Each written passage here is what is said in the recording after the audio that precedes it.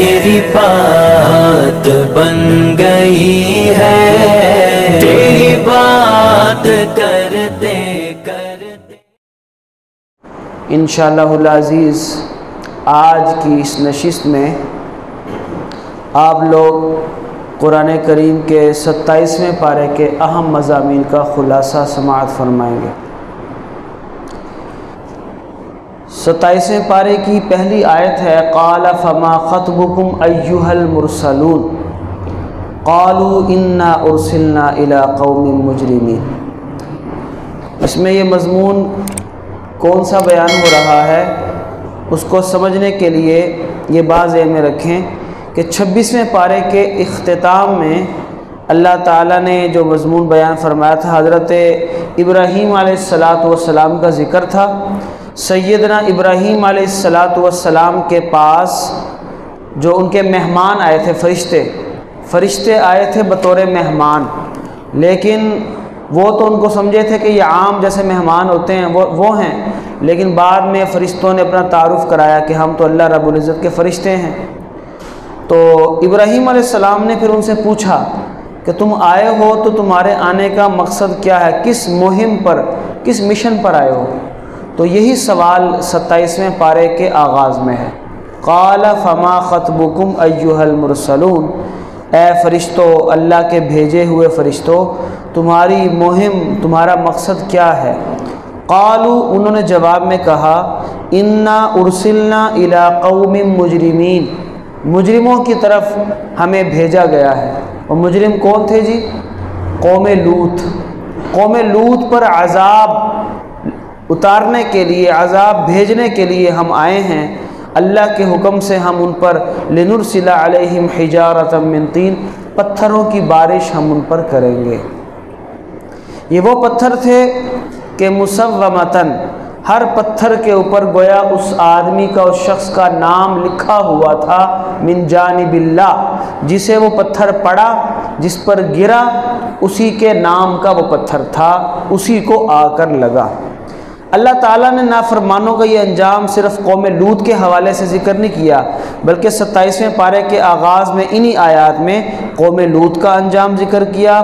اس کے علاوہ وفی موسیٰ اذ ارسلناہ الی فرعون، فرعون کا انجام، ساتھ ہی فرمایا وفی عاد اذ ارسلنا علیہم الریح العقیم، قوم عاد کا ذکر کیا۔ وفی ثمود اذ قیل لهم تمتعوا حتی حین، قوم سمود کا ذکر کیا۔ وقوم نوح من قبل انہم کانوا قوما فاسقین، قوم نوح علیہ السلام کا ذکر کیا۔ ان سب کے اس انجام کا بیان کیا ہے کہ انہوں نے اللہ رب العزت کے انبیاء کی باتوں کو جھٹلایا، پھر ہوا یہ کہ وہ سب کے سب اللہ کی پکڑ میں آئے۔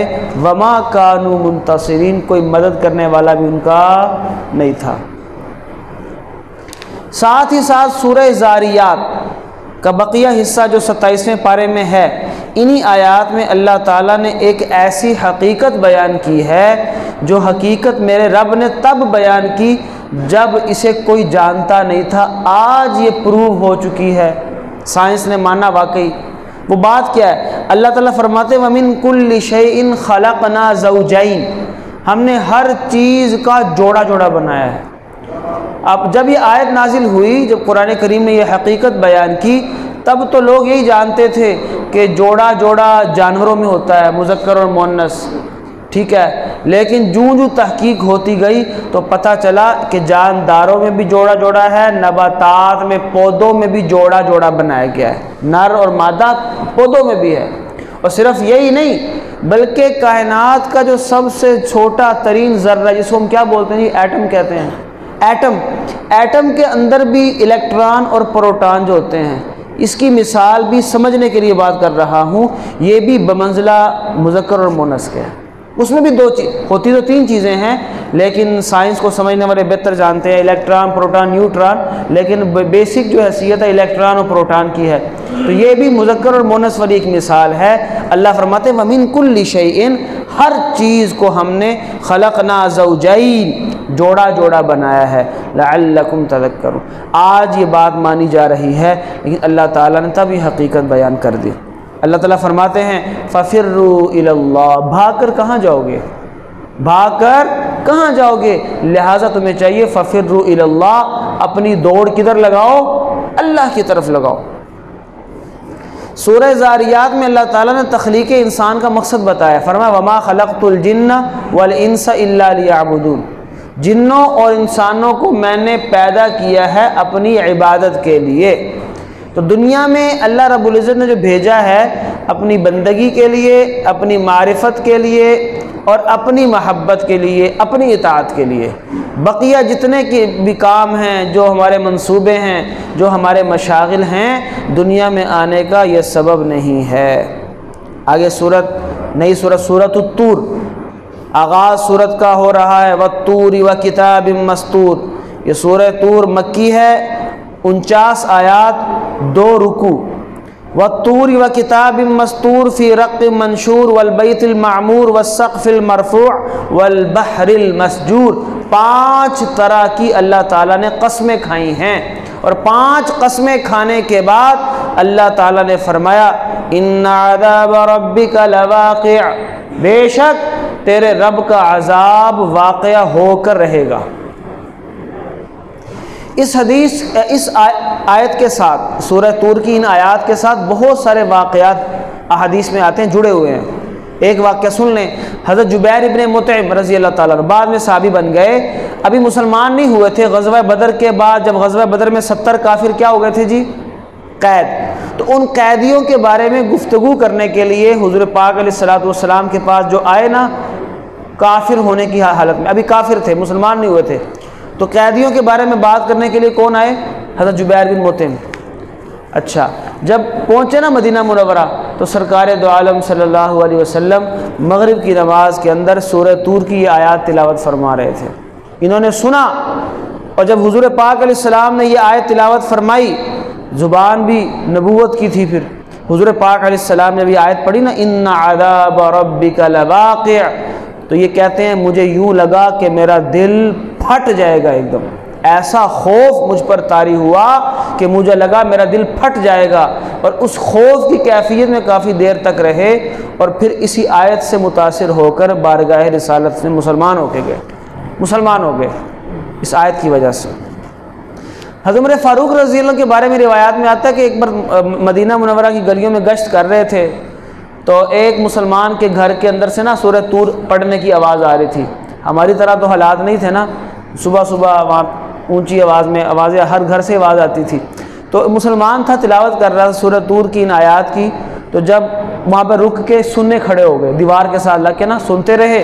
جب اس نے یہ آیت پڑھی نا إِنَّ عَذَابَ رَبِّكَ لَوَاقِعٌ، بے شک تیرے رب کا عذاب واقعہ ہو کر رہے گا، تو وہیں پہ کھڑے رہے اور دیوار کے ساتھ ٹیک لگا کے، اور جیسے ساکت نہیں بندہ ہو جاتا، اس کے بعد 1 مہینے تک گھر سے باہر ہی نہیں نکلے۔ لوگ سمجھتے تھے بیمار ہیں، عیادت کرنے کے لیے آتے تھے، لیکن بیماری کا سبب کسی کو پتہ نہیں تھا کہ بیماری ہے کیا، وجہ کیا ہے، اس آیت کی وجہ سے۔ آج ہم آیت بھی پڑھ جاتے ہیں، سن بھی لیتے ہیں، بار بار پڑھ لیتے ہیں، نہ وہ کیفیت اور نہ وہ اندر سے خوف کی فضا ہے۔ اس کی وجوہات بہت ساری ہیں، ایک وجہ یہ بھی ہے کہ ہم قرآن سمجھ کے تھوڑی پڑھتے ہیں، قرآن کو سمجھنا بھی ضروری ہے، سمجھنا، ہاں سمجھ کر پڑھنا، سمجھ کے سننا۔ قرآن پڑھا جائے تو معانی پر توجہ ہو، معانی پر توجہ ہونا چاہیے، ہر مسلمان کو ایسا ہونا چاہیے۔ اس کے بعد سورہ طور کی ان آیات کے اندر اللہ رب العزت نے، یہ بنیادی مضمون تو یہی تھا، اس کے علاوہ اہل جنت کے اچھے انجام کا ذکر فرمایا ہے کہ فرمایا فاکہین بما آتاہم ربہم ووقاہم ربہم عذاب الجحیم، متقین فی جنات و نعیم، باغات میں ہوں گے، نعمتوں میں ہوں گے، اور اللہ فرمائیں گے کلوا واشربوا ہنیئا بما کنتم تعملون، کھلا کھاؤ پیو جو دنیا میں نیک عمل کرتے رہے، متقین علی سرر مصفوفہ، تختوں پہ، صوفوں پہ، گویا جنت کے جو بیڈ ہوں گے ان پہ یہ آپ تکیہ لگا کر بیٹھے ہوں گے۔ اللہ فرماتے ہیں کہ ایک دوسرے کے ساتھ گویا کہ گپ شپ کر رہے ہوں گے، دنیا کی زندگی کو یاد کر کے خشک ہو رہے ہوں گے، اور کہیں گے فمن اللہ علینا، اللہ نے ہم پر بڑا احسان کیا کہ ووقانا عذاب السموم، ہمیں اس عذاب سے، اس پکڑ سے اور جہنم میں جانے سے بچا لیا۔ یاد رکھیں دنیا کی زندگی عارضی ہے، یہاں کی مشقت بھی عارضی، یہاں کی قربانیاں بھی عارضی، یہاں کی غربت بھی عارضی، یہاں کے مسائل بھی عارضی۔ اگر کوئی شخص ان عارضی مسائل میں رہتے ہوئے آخرت کی تیاری کر لے تو آخرت کی ملنے والی کامیابی ہمیشہ ہمیشہ کی ہے۔ خدا نہ خواستہ وہاں اگر پکڑ میں آ گئے تو وہاں کی ناکامی بھی کیا ہے؟ دائمی ہے۔ اس لیے مقصود یہ دنیا کی زندگی نہیں ہے، آخرت کی زندگی ہونی چاہیے۔ اس صورت کے آخر میں حضور پاک علیہ الصلاۃ والسلام کو فرمایا گیا ہے وَاصْبِرْ لِحُکْمِ رَبِّكَ فَإِنَّكَ بِأَعْيُنِنَا وَسَبِّحْ بِحَمْدِ رَبِّكَ حِينَ تَقُومُ۔ حضور پاک علیہ الصلاۃ والسلام کو صبر کرنے کا حکم دیا ہے۔ یہ کفار جو آپ کی باتوں کو جھٹلاتے ہیں، انکار کرتے ہیں اور تدبیریں کرتے ہیں، منصوبے بناتے ہیں، آپ پریشان نہ ہو، صبر کریں۔ اگلی صورت سورۃ النجم۔ سورہ نجم مکی صورت ہے، 62 آیات، 3 رکوع۔ آغاز ہے وَالنَّجْمِ إِذَا هَوَى مَا ضَلَّ صَاحِبُكُمْ وَمَا غَوَى۔ وَالنَّجْم ستارے کی قسم کھائی ہے، اور ستارے کی قسم کھا کر فرمایا حضور پاک علیہ السلام کے بارے میں، ستارے کی قسم کھائی اور کھا کر حضور پاک علیہ السلام کی صداقت بیان کی ہے کہ نہ ہی تمہارے پیغمبر راستے سے ہٹے ہیں، گمراہ ہوئے ہیں، نہ ہی وہ کسی قسم کی جو ہے نا وہ سیدھے راستے سے بھٹکے ہیں۔ اور فرمایا اس صورت کے اندر حضور پاک علیہ الصلاۃ والسلام کے بارے میں کہ وما ينطق عن الهوى، وہ جو بات کرتے ہیں اپنی خواہش نفس سے نہیں کرتے۔ یہ پیغمبر جو بھی بات کرتے ہیں ان هو الا وحی یوحی، یہ کیا ہوتی ہے؟ اللہ تعالیٰ کی طرف سے وحی ہوتی ہے۔ گویا زبان نبوت سے جو نکل رہا ہے وہ وحی الہی ہے۔ اپنی یہ کون کہہ رہے ہیں؟ اللہ رب العزت۔ یہ بات جو صاحب بیٹھے ہیں نا، آواز اونچی کرنے کے بجائے آہستہ کر لیں، جزاک اللہ، آواز اندر تک آ رہی ہے۔ اس کے بعد اللہ رب العزت نے حضور پاک علیہ الصلاۃ والسلام کے سفر معراج کا بیان کیا ہے۔ حضور پاک علیہ السلام معراج کے سفر پہ تشریف لے گئے، اللہ رب العزت نے جنت دکھائی، جہنم دکھائی، آسمانوں کی سیر کی، اور زمینی سفر میں مسجد حرام سے مسجد اقصی، اللہ تعالیٰ کے پاس ملاقات، سدرۃ المنتہا، اللہ تعالیٰ کی طرف سے مختلف تحفے عطا ہوئے۔ اس سارے کے سارے اللہ رب العزت نے اس کا نچوڑ پورا کا پورا سورہ نجم کے اندر ذکر فرمایا ہے۔ اور حضور پاک علیہ الصلاۃ والسلام کو جو بلند مرتبہ معراج کے سفر کے اندر عطا کیا اور جو اپنی بڑی بڑی نشانیاں دکھائیں، اللہ رب العزت نے ان کا ذکر فرمایا ہے۔ ساتھ ہی ساتھ سورہ نجم ہمیں یہ بتاتی ہے کہ انسان ہر کوئی اپنے عمل کا خود ذمہ دار ہے، اپنے عمل کا ذمہ دار ہر کوئی خود ہے، کوئی دوسرے کا بوجھ کوئی نہیں اٹھائے گا۔ چنانچہ فرمایا اللہ رب العزت نے وَأَن لَيْسَ لِلْإِنسَانِ إِلَّا مَا سَعَى، انسان کے لیے وہی ہوگا جس کی وہ کوشش کرتا ہے۔ وَأَنَّ سَعْيَهُ سَوْفَ يُرَى، ہاں ہر کوئی اپنی ہی کوشش کا بدلہ دیکھے گا۔ اللہ تَزِرُ وَازِرَةٌ وِزْرَ أُخْرَى، کوئی کسی دوسرے کا بوجھ نہیں اٹھائے گا۔ ساتھ ہی ساتھ یہ صورت اللہ رب العزت کی عظمت اور قدرت کو بیان کرتے ہوئے ہمیں بتاتی ہے کہ وَأَنَّهُ هُوَ أَضْحَكَ وَأَبْكَى، اللہ رب العزت کی ذات ہی وہ ہے جو ہنساتی ہے اور رلاتی ہے۔ اللہ ہی ہنساتا ہے، اللہ ہی رلاتا ہے۔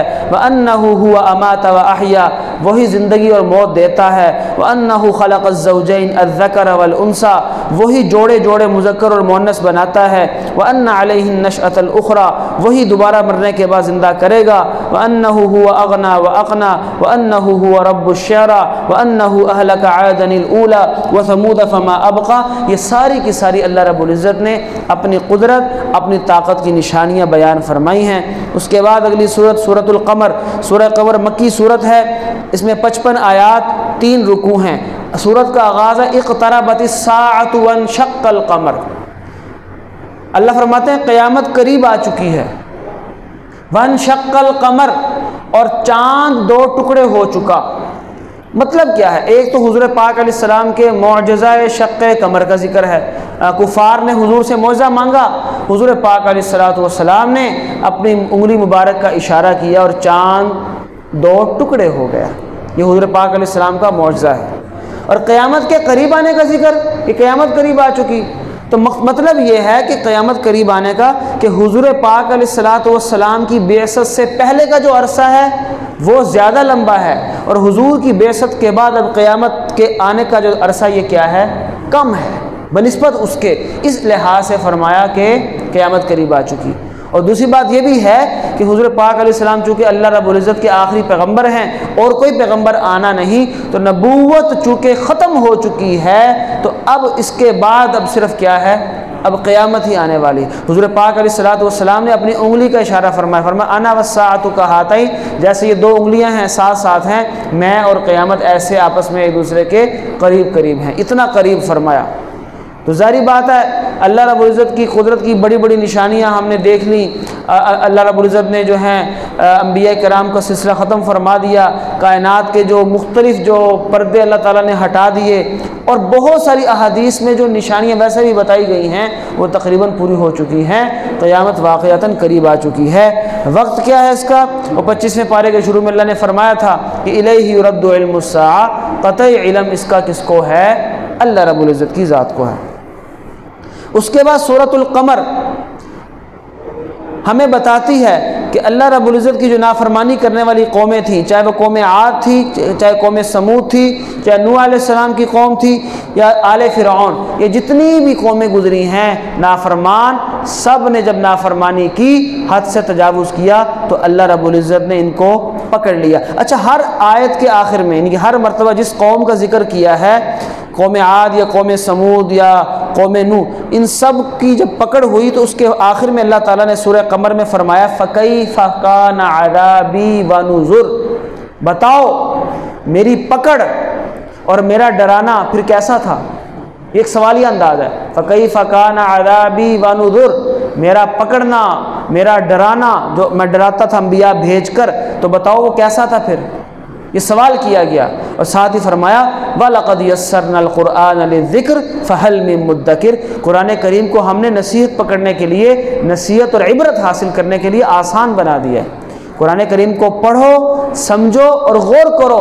اللہ تعالیٰ نے یہ سابقہ قوموں کے احوال کیوں بتائے ہیں؟ کہ تاکہ تم ان غلطیوں کو مت دہراؤ۔ تو ایک بات سمجھ لیں کہ قرآن کریم آسان ہونے کا مطلب یہ ہے کہ اللہ نے اس کو یاد کرنے کے لیے آسان بنا دیا، یاد کرنے کے لیے، عبرت حاصل کرنے کے لیے آسان۔ ہاں، یہ مطلب نہیں کہ اب ہر کوئی بیٹھ جائے قرآن کریم کھول کے اور کہ جی چونکہ قرآن میں کہا گیا ہے، فرمایا گیا ہے، لہذا میں ہر مسئلہ قرآن کریم سے کیا کروں گا؟ خود ہی نکال لوں گا۔ مسائل کا استنباط، مسائل اخذ کرنا، یہ ہر شخص کے بس میں ہے بھی نہیں، ہر شخص کا کام بھی نہیں۔ ہاں، یاد کرنے کے لیے، حفظ کرنے کے لیے، عبرت حاصل کرنے کے لیے اللہ فرماتے ہیں کہ ہر کسی کو چاہیے، آسان ہے۔ ابھی رات مجھے یہ سبزہ زار بی بلاک کی مسجد ہے، آپ کو میں اس لیے بتا رہا ہوں کہ آپ بھی کبھی موقع ملے تو وہاں جائیے۔ کل 27ویں رات تھی، سبزہ زار بی بلاک جامع مسجد بدر السلام مسجد ہے، وہاں پہ تکمیل قرآن کریم تھی، تو وہاں کے جو مولانا صاحب انہوں نے دعوت دی ہوئی تھی، میں گیا وہاں پہ۔ تو خاص بات جو میں نے وہاں دیکھی، ہر سال پروگرام ہوتا ہے، میں نے پچھلے سال بھی آپ کے سامنے شاید ذکر کیا تھا، قرآن کریم کا یہ اعجاز نظر آتا ہے۔ چھوٹے چھوٹے بچے تھے، ایک ہوگا کوئی 8-9 سال کا ہوگا شاید، یا زیادہ سے 10 سال کا ہوگا، اور دوسرا 12-13 سال کا ہوگا، اتنی عمر لگ رہی تھی ان کی۔ تو ہر سال وہ 3-4 بچے ایسے تیار کرتے ہیں اور عوام کے سامنے پیش کرتے ہیں، عوام کے سامنے پیش کرتے ہیں۔ کیا مطلب؟ کہ وہ بچے قرآن کریم کا گویا انسائکلوپیڈیا ہیں۔ حاضرین میں سے جو مرضی، ہر کسی کو اجازت ہے، کوئی بھی کھڑا ہو جائے، قرآن کریم کی کوئی آیت پڑھ دے کہیں سے، وہ بچہ قرآن کی کریم کی وہ آیت جو آپ نے پڑھی ہے وہ بھی بتائے گا، اس سے پہلے بھی بتائے گا، اس کے بعد والی بھی پڑھ کر سنائے گا، پھر یہ بھی بتائے گا کہ قرآن کریم کی یہ آیت قرآن کریم کی کون سی صورت میں ہے، صورت کا نام بھی بتائے گا، صورت مکی ہے یا مدنی یہ بھی بتائے گا، پھر یہ صورت شروع کہاں سے ہوتی ہے یہ بھی بتائے گا، آخری آیت کون سی ہے یہ بھی بتائے گا، صورت کون سے سپارے سے شروع ہوتی ہے یہ بھی بتائے گا، کس سپارے میں ختم ہوتی ہے یہ بھی بتائے گا، اور اس کی آیات کتنی یہ بھی بتائے گا، رکوع کتنے ہیں یہ بھی بتائے گا، کوئی بات چھوڑی نہیں۔ اور اپنی آنکھوں سے مشاہدہ میں نے بھی کیا رات وہاں پہ، تو حاضرین میں سے وہ 1-2 طالب علم قرآن مجید پکڑ کے کھڑے ہوئے تھے، بھی اجازت ہے جو مرضی قرآن کریم مانگے اور اپنا اپنا سوال کرے۔ لوگ سوال کر رہے تھے اور وہ بچہ ایسے جواب دے رہا تھا، 2 بچے تھے کہ جیسے قرآن کریم کھلا ہوا ان کے سامنے موجود ہے، زبانی بتا رہے ہیں۔ حالانکہ انہی بچوں کو اگر کہا جائے کہ 7ویں کلاس کی یا 6ٹھی کلاس کی جو اردو کی کتاب ہے وہ زبانی یاد کر لو، تو شاید میرے خیال میں ہو بہو یاد نہ ہو پائے، کوئی لفظ آگے پیچھے ہو ہی جائے گا۔ تو اپنی مادری زبان میں کوئی کتاب لفظ بلفظ یاد نہ ہو سکے، اور ایک وہ زبان جو مادری زبان نہیں ہے اس میں لفظ بلفظ سب کچھ یاد ہو جائے، اس سے بڑا قرآن کریم کا اعجاز کیا ہے؟ وَلَقَدْ يَسَّرْنَا الْقُرْآنَ لِلذِّكْرِ فَهَلْ مِن مُدَّكِرٍ۔ سب کہہ دیں سبحان اللہ۔ یہ جو باہر بیٹھے ہوئے نا وہ بول رہے ہیں وہ بھی سبحان اللہ کہہ دیں، جو بول رہے ہیں وہ بھی کیا کہہ دیں؟ سبحان اللہ۔ اچھا جی، یہ بنیادی موضوع تھا سورۃ القمر کا، اور میں نے بتا دیا کہ سورت کے اندر بار بار اللہ نے فرمایا کہ میری پکڑ، میرا عذاب بتاؤ کیسا ہوا۔ یہ ہر آیت کے، ہر قوم کے انجام کے اخیر میں اللہ نے یہ بات ارشاد فرمائی ہے۔ اس کے بعد اسی سورت میں ایک اہم بات یہ اللہ فرماتے ہیں اِنَّا كُلَّ شَيْءٍ خَلَقْنَاهُ بِقَدَرٍ، کہ ہم نے ہر چیز کو ایک اندازے کے ساتھ پیدا کیا ہے۔ آگے ہے سورہ رحمان۔ صورتیں بہت زیادہ ہیں تو وقت اگر 5-7 منٹ اوپر ہو جائے تو برداشت کیجیے گا، کوشش کروں گا کہ کر لوں، لیکن اب سورہ رحمان ہے۔ اب سورہ رحمان، اس کے اندر اللہ نے بار بار کیا فرمایا جی؟ فَبِأَيِّ آلَاءِ رَبِّكُمَا تُكَذِّبَانِ، بتاؤ اپنے رب کی کون کون سی نعمت کو جھٹلاؤ گے؟ تو پہلی نعمت اللہ نے جو آیت کے آغاز میں الرحمن، اللہ رب العزت کی صفت رحمان، یہ اللہ کی سب سے بڑی نعمت ہے۔ اور آگے جتنی نعمتوں کا ذکر آ رہا ہے وہ ساری کی ساری نعمتیں کس کی مرہون منت ہیں؟ اللہ کی صفت رحمان کی مرہون منت ہے۔ اللہ رحمان ہیں۔ مثلا علم القرآن، قرآن سکھایا، خلق الانسان، انسان کو پیدا کیا، علمہ البیان، بولنے کا فن دیا، الشمس والقمر بحسبان، سورج چاند کو ایک اندازے کے ساتھ ایک حساب مقرر کیا، والنجم والشجر یسجدان، سورج، چاند، ستارے اور درخت اس کے سامنے سجدہ کرتے ہیں، والسماء رفعها، آسمان کو بلند کیا، ووضع المیزان، ترازو مقرر کیا، اور وَأَقِيمُوا الْوَزْنَ بِالْقِسْطِ وَلَا تُخْسِرُوا الْمِيزَانَ، تاکہ تم پورا پورا ترازو کا وزن کرو اور اس میں کمی نہ کرو، وَالْأَرْضَ وَضَعَهَا، زمین کو پھیلا دیا، فِيهَا فَاكِهَةٌ، اس میں تمہارے لیے میوے پھل رکھ دیے، فرمایا فَبِأَيِّ آلَاءِ رَبِّكُمَا تُكَذِّبَانِ، یہ بڑے بڑے بحری جہاز جو سمندر کا سینہ چیرتے ہوئے سفر کرتے چلے جاتے ہیں، اور سفر کرنے کا، آمد و رفت کا سب سے بہترین ذریعہ تب بھی تھے، اللہ نے قرآن پاک میں فرمایا تب بھی تھے اور آج بھی ہیں۔ آج جدید دور میں بھی میرے خیال محفوظ ترین آمد و رفت کے لیے اور برآمدات اور درآمدات کے حوالے سے محفوظ ترین ذریعہ کیا ہے جی؟ بحری جہازوں کے ذریعے۔ آج بھی انٹرنیشنل ٹریڈ ہو رہی ہے، تجارت ہو رہی ہے، روزانہ سینکڑوں کی تعداد میں پوری دنیا کی بندرگاہوں پہ بحری جہاز ہزاروں کی تعداد میں لنگر انداز ہوتے ہیں، سامان لے کر روانہ ہوتے ہیں، سامان لے کر آتے ہیں۔ اللہ فرماتے ہیں یہ سارا کا سارا میری نعمت ہے۔ ہاں، سمندروں کے بارے میں فرمایا کہ سمندروں میں یخرج منہما اللؤلؤ والمرجان، لؤلؤ اور مرجان قیمتی پتھر تم نکالتے ہو یہ سمندروں سے۔ فرمایا فبأي آلاء ربكما تكذبان، یہ میرے رب کی نعمتیں ہیں، کون کون سی نعمت کو جھٹلاؤ گے؟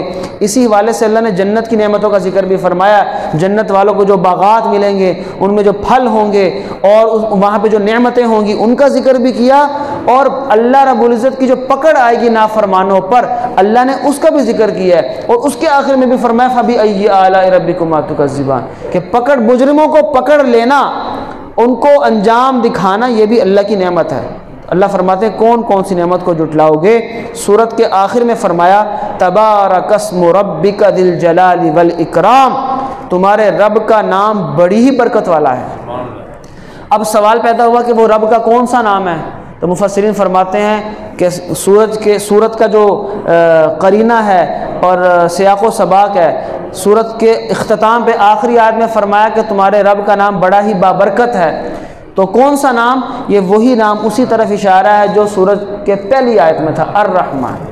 الرحمن اسی کی طرف اشارہ ہے۔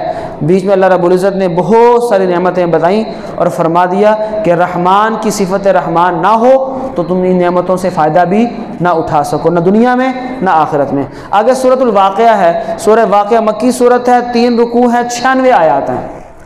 سورہ واقعہ کے بارے میں احادیث میں بڑی تاکید آئی ہے۔ حضرت عبداللہ بن مسعود رضی اللہ عنہ کی روایت ہے کہ جو شخص روزانہ سورہ واقعہ کی تلاوت کرے گا اس کے گھر میں کبھی فاقہ نہیں ہوگا۔ تو آج فاقوں سے ہم سارے پریشان ہیں، لاک ڈاؤن میں تو اور زیادہ پریشان ہو گئے، اب تو لوگوں نے حل نکال لیے، لیکن سب سے بہترین حل تو ہمیں دیا گیا سورہ واقعہ، کہ جو سورہ واقعہ پڑھے گا اس کے گھر میں کبھی بھی فاقہ نہیں آئے گا۔ سورہ واقعہ کا جو بنیادی مضمون ہے نا، جو میں آپ بس بتاتا ہوں مختصر کر کے، اللہ نے 3 گروہ ذکر فرمائے ہیں، اصحاب الیمین، اصحاب الشمال اور السابقون۔ ایک گروہ وہ ہے جو سابقین کا گروہ ہے، جو نیکی میں بہت زیادہ آگے بڑھ جانے والے ہیں، جو نیکی میں بہت زیادہ آگے چلے گئے، اللہ نے ان کا اچھا انجام ذکر فرمایا۔ دوسرا گروہ ہے اصحاب الیمین، دائیں طرف والے، اور تیسرا گروہ ہے اصحاب الشمال، بائیں طرف والے۔ دائیں طرف والے یعنی جنتی لوگ، اور جنتیوں کی ایک کیٹیگری تو اصحاب الیمین ہے، اور دوسری کیٹیگری السابقون، اور ادھر لیفٹ والے، الٹی سائڈ والے، بائیں ہاتھ والے اصحاب الشمال، جہنمی لوگ۔ اللہ نے ان کے برے انجام کا ذکر بھی فرمایا ہے۔ ساتھ ہی ساتھ اس صورت میں اللہ نے سوال کیے، فرمایا کہ زمین میں تم دانہ ڈالتے ہو، پھینک دیتے ہو، اس کو فصل کون بناتا ہے؟ پانی جو تم پیتے ہو اسے آسمان سے کون اتارتا ہے؟ آگ تم جلاتے ہو، اس کا ایندھن کس نے بنایا ہے؟ افرأیتم ما تمنون، ایک قطرے سے خوبصورت انسان جیتا جاگتا کس نے پیدا کیا ہے؟ یہ سارا کا سارا فرمایا۔ اس کے بعد اللہ تعالیٰ نے اس صورت کے اندر ایک قسم کھائی ہے، فلا اقسم بمواقع النجوم۔ آپ کو یاد ہوگا کہ ہمارا جو پہلا درس قرآن کریم تھا، پہلے دن کا، رمضان کا، اس میں بھی میں نے اس آیت کا حوالہ دیا تھا۔ اللہ نے فرمایا کہ میں قسم کھاتا ہوں ستاروں کی جو منزلیں ہیں نا ان کی، ستاروں کی منزلوں کی قسم کھاتا ہوں میں، اور ساتھ یہ قسم کھا کے خود فرمایا وَإِنَّهُ لَقَسَمٌ لَوْ تَعْلَمُونَ عَظِيمٌ، اگر تم غور کرو اس میں تو یہ بہت بڑی قسم ہے۔ قسم کھائی کیوں ہے بعد میں بتاتا ہوں، کھائی کیوں ہے، لیکن سوال یہ کہ ستاروں کی قسم ہی کیوں کھائی ہے، اور ستاروں کی قسم کو اللہ تعالیٰ نے اتنی بڑی قسم خود کیوں فرمایا؟ اگر آج کی اب سائنسی تحقیقات جو ماہرین فلکیات ستاروں کے حوالے سے، نظام شمسی کے حوالے سے، فلکیات کے حوالے سے بیان کرتے ہیں تو سمجھ آتی واقعتاً بہت بڑی قسم ہے۔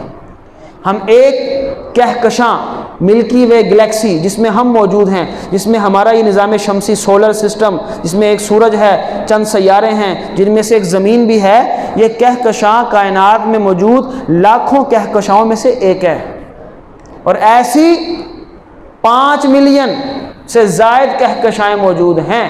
پھر ہر کہکشاں میں ملینز کی تعداد میں، کئی ملین تعداد میں ستارے ہیں۔